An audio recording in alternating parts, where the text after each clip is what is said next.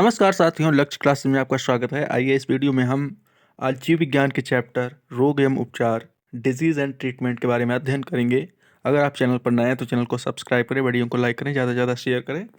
आइए रोग एवं उपचार से संबंधित वन लाइनर क्वेश्चन जो कि सबसे ज़्यादा कॉम्पिटेटिव एग्जाम में पूछे जाते हैं उनको आपके लिए लेकर के हम आए हुए हैं।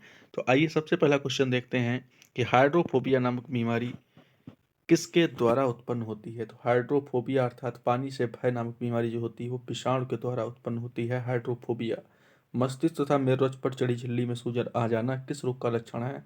तो मेनिंजाइटिस का लक्षण है ये। आइए क्वेश्चन देखते हैं नेक्स्ट। शिशुओं में अतिसार अर्थात डायरिया का क्या कारण है। रोटा वायरस होता है। वातोत्मात हिस्टीरिया जो होती है रोग सामान्यतः युवा महिलाओं को प्रभावित करता है। नेक्स्ट क्वेश्चन देखते हैं। अंध बिंदु या पीत बिंदु आंख के किस भाग में पाए जाते हैं। तो दृष्टिपटल या रेटिना पर पाए जाते हैं। आंख में प्रकाश तरंगें किस स्थान पर स्नायु उद्योगों में परिवर्तित होती हैं। तो दृष्टिपटल पर जो होती हैं परिवर्तित हो जाती हैं। सिल्कासिस रोग किस अंग से संबंधित है। तो सिल्कासिस रोग जो होता है, सिल्कासिस रोग फेफड़े से संबंधित होता है। सिल्कासिस रोग फेफड़े से संबंधित है। आइए देखते हैं triple antigen vaccine. Triple antigen अर्थात 3 रोगों में जो लगाई जाती है, ओकुकर, खांसी, टिटनेस, डिप्थीरिया रोगों में लगाते हैं, जो कि नवजात शिशुओं को लगाते हैं। मलेरिया रोग किस जीव के कारण होता है। तो प्रोटोजोआ के कारण होता है। आइए नेक्स्ट क्वेश्चन देखते हैं। भोजन विषाक्तता किस जीवाणु के कारण उत्पन्न होती है। तो सल्मोनेला बैसिलाई के कारण भोजन में विषाक्तता उत्पन्न हो जाती है। मम्स, रेबीज, हर्पीज आदि विषाणु जनित रोग होते हैं। वेरी इंपॉर्टेंट है, याद रखेंगे। जल में किसकी अधिकता से इटाई इटाई रोग हो जाता है। तो कैडमियम की अधिकता से इटाई इटाई नामक रोग हो जाता है। फेनिल कीटोनूरिया रोग किससे संबंधित है। मानसिक जड़ता से संबंधित है। और पोटेशियम अल्पता किससे संबंध है। तो निम्न रक्तचाप से संबंध है। मलेरिया रोग से कौन सा अंग प्रभावित होता है। तो प्लीहा, जिसे स्प्लीन कहते हैं, मलेरिया रोग से प्रभावित हो जाता है। आनुवांशिक रोग लिंग संलग्न है, ये रॉयल हीमोफीलिया है। नेक्स्ट देखते हैं। भारत में मलेरिया के 65% रोगियों के लिए पी बाइवैक्स परजीवी उत्तरदायी होता है। हीमोफीलिया एक आनुवांशिक विकार है जिसमें रक्त का स्कंदन नहीं होता है, रक्त का थक्का नहीं जमता है हीमोफीलिया रोग में। आइए दोस्तों नेक्स्ट क्वेश्चन देखते हैं। नेक्स्ट क्वेश्चन जो आज का हमारा है वो इस प्रकार है। नेक्स्ट क्वेश्चन में डेंगू बुखार होने पर मानव शरीर में किसकी कमी होने लगती है। तो प्लेटलेट्स की कमी होने लगती है डेंगू बुखार में। मलेरिया प्लाज्मोडियम नामक बीमारी की खोज किस वैज्ञानिक ने की थी। तो सर रोनाल्ड रास ने की थी मलेरिया प्लाज्मोडियम नामक परजीवी की खोज। ट्यूमर की पहचान के लिए किस रेडियोधर्मी समस्थानिक का प्रयोग किया जाता है। तो आर्सेनिक 74, आर्सेनिक 74 का जो है प्रयोग किया जाता है। नेक्स्ट क्वेश्चन इंपॉर्टेंट फैक्ट से देखते हैं। यदि मूत्र के साथ एल्बुमिन की मात्रा आ रही हो तो वृक्क के प्रभावित होने की संभावना अधिक होती है। साल्क टीका किस रोग से संबंधित है। तो साल्क टीका जो है पोलियो में लगाया जाता है। नेक्स्ट, साल्क टीके का आविष्कार जोनस साल्क ने 1952 में किया था। याद रखेंगे दोस्तों, साल्क टीके का आविष्कार जोनस साल्क ने 1952 में किया था, जो पोलियो के लिए दिया जाता है। एथलीट फूट नामक बीमारी किससे होती है। तो फफूंद से होती है। आइए दोस्तों नेक्स्ट क्वेश्चन देखते हैं। मनुष्य के शरीर में रक्त प्रवाह की गति मापने के लिए किस रेडियो एक्टिव तत्व का प्रयोग किया जाता है। तो रेडियो सोडियम का प्रयोग करते हैं। पालिश युक्त चावल के सेवन से कौन सा रोग होने की संभावना होती है। तो बेरी बेरी जो रोग होता है पालिश युक्त चावल के सेवन से होती है। प्लाज्मोडियम परजीवी का वाहक जीव कौन है। तो मच्छर है। आइए दोस्तों नेक्स्ट क्वेश्चन देखते हैं। हानिकारक विकिरणों से मनुष्यों के अंगों में से मस्तिष्क सबसे कम तथा आंख सबसे अधिक प्रभावित होती है हानिकारक विकिरणों द्वारा। MRI का पूर्ण रूप क्या है। Magnetic resonance imaging. Very important है दोस्तों, याद रखेंगे। BMD परीक्षण किसके पहचान के लिए किया जाता है। तो अस्थिर दृढ़ता के लिए करते हैं। नेक्स्ट क्वेश्चन दोस्तों है, कौन सा मच्छर जीका वायरस का वाहक है। तो एडीज मच्छर जो होता है जीका वायरस का वाहक है। मधुमेह के उपचार में प्रयोग होने वाले हार्मोन्स इंसुलिन का आविष्कार किसने किया था। तो FG बैटिंग ने किया था, FG बैटिंग ने। नेक्स्ट क्वेश्चन दोस्तों इंपॉर्टेंट फैक्ट से देखते हैं। पेयजल में नाइट्रेट की अधिकता अधिक मात्रा होने के कारण ब्लू बेबी सिंड्रोम नामक बीमारी हो जाती है। वेरी इंपॉर्टेंट है, ब्लू बेबी सिंड्रोम नामक बीमारी पेयजल में नाइट्रेट की अधिकता के कारण होती है। अगर वीडियो अच्छा लग रहा हो तो लाइक जरूर करें दोस्तों। आइए दोस्तों नेक्स्ट क्वेश्चन देखते हैं इंपॉर्टेंट फैक्ट से। पर्यावरणीय प्रदूषण द्वारा होने वाला रोग एम्फाइसीमा से फुफ्फुस फेफड़े प्रभावित होते हैं। मानव शरीर का कौन सा अंग अल्जाइमर रोग से ग्रसित हो जाता है? तो ये मस्तिष्क है।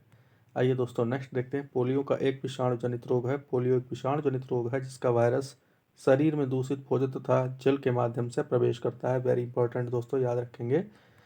मस्तिष्क की बीमारी को किससे पहचाना जाता है? विद्युत मस्तिष्क लेख ईजीसी ईईजी जिसे कहते हैं इलेक्ट्रो इन इंसेफ्लोग्राफ इलेक्ट्रिक इंसेफ्लोग्राफ ईईजी के द्वारा जो है मस्तिष्क की बीमारी को पहचाना जाता है।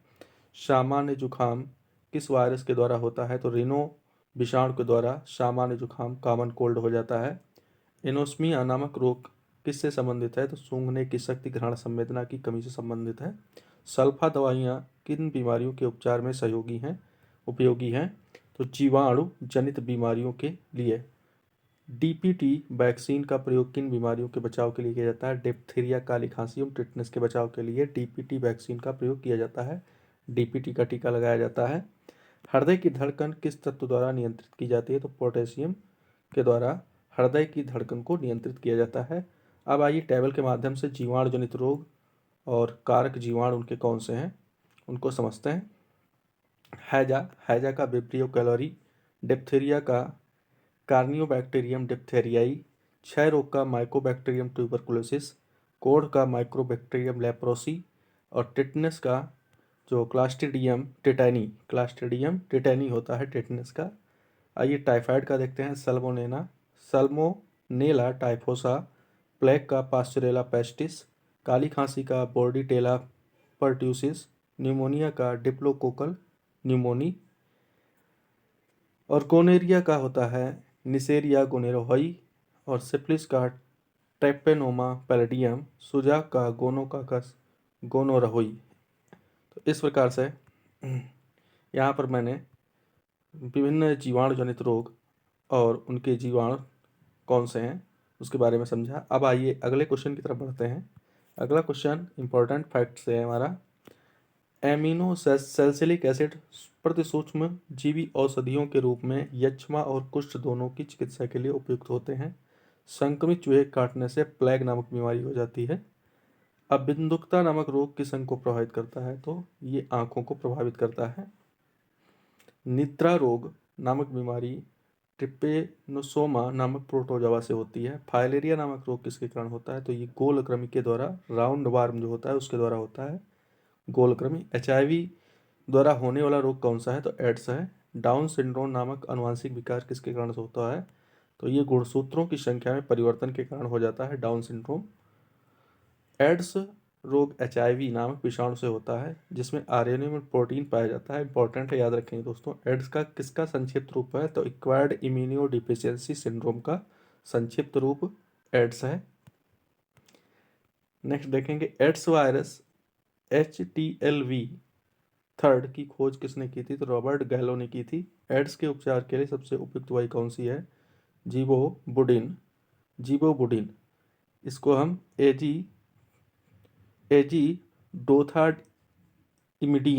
एजीडोथाइमिडीन के नाम से भी जानते हैं। नेक्स्ट देखेंगे, जैसे जीवोबुडिन ज़्यादा याद रखेंगे। जापानी इंसेफ्लाइटिस इंपॉर्टेंट फैक्ट में है। बीमारी विषाणु के कारण फैलती है। इसके उन्मूलन के लिए सूअरों को मानव रिहायशी क्षेत्रों से दूर रखना आवश्यक है। एलिसा परीक्षण किस रोग की पहचान के लिए किया जाता है? तो एड्स रोग की पहचान के लिए किया जाता है। थैलेसीमिया के रोगी में किसके संश्लेषण की क्षमता नहीं होती? तो हीमोग्लोबिन के संश्लेषण की क्षमता नहीं होती है। स्त्रियों की तुलना में पुरुष वर्णांधता से अधिक प्रभावित होते हैं। उनमें केवल एक X क्रोमोसोम होता है इसलिए। एड्स, छोटी माता, गलसुआ तीनों संक्रामक बीमारी है, याद रखेंगे दोस्तों। एफ्लाटॉक्सिन खाद्य विषाक्तन द्वारा कौन सा अंग प्रभावित होता है? तो यकृत प्रभावित होता है। आइए देखते हैं नेक्स्ट इंपॉर्टेंट फैक्ट से। रोग की प्रकृति, लक्षणों एवं कारणों का अध्ययन करना रोग विज्ञान जिसे हम पैथोलॉजी कहते हैं, कहा जाता है। आइए दोस्तों नेक्स्ट क्वेश्चन देखते हैं। नेक्स्ट क्वेश्चन जो आज का हमारा है वो इस प्रकार से है, बाइट्स रोग से शरीर का कौन सा अंग प्रभावित होता है? तो गुर्दा। इंटरफेरॉन का प्रयोग किसके नियंत्रण के लिए किया जाता है? तो कैंसर के। फिर सिलिकोसिस क्या है? फेफड़ों संबंधित रोग है।